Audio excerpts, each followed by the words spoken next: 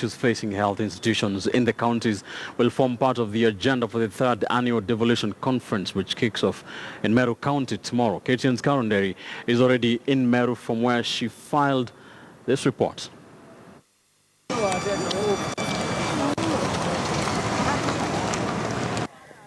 A flurry of activity characterized the Meru National Polytechnic ahead of the commencement of the third annual devolution conference. About 6,000 delegates are expected to converge at the Meru Polytechnic to deliberate on the challenges and issues hindering the process of devolution.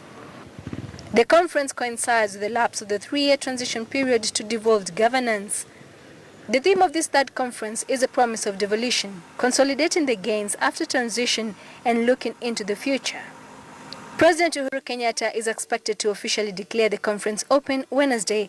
He is expected to officially open the newly refurbished Meru County Assembly and Chambers before proceeding to the Polytechnic for the conference. 20 governors are already here, and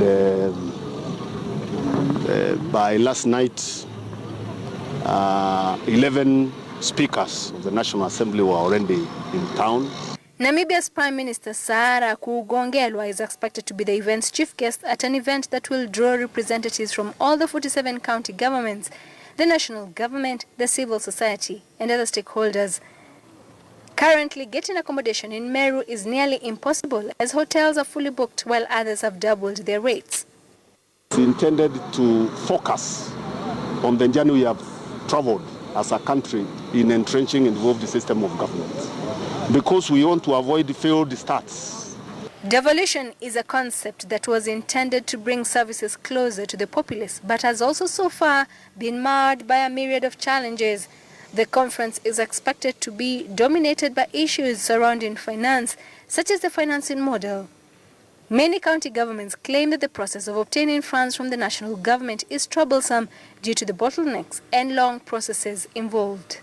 We have been asking the National Treasury to balance between the so-called technology and the urgency of also delivering services. The content of the deliberations expected to be carried out during this conference is issues to do with the financial model, because most county governments led by the governors have been complaining that once the money is set aside by the national government, it takes a long time and a lot of processes to reach the county governments, therefore interfering with development projects.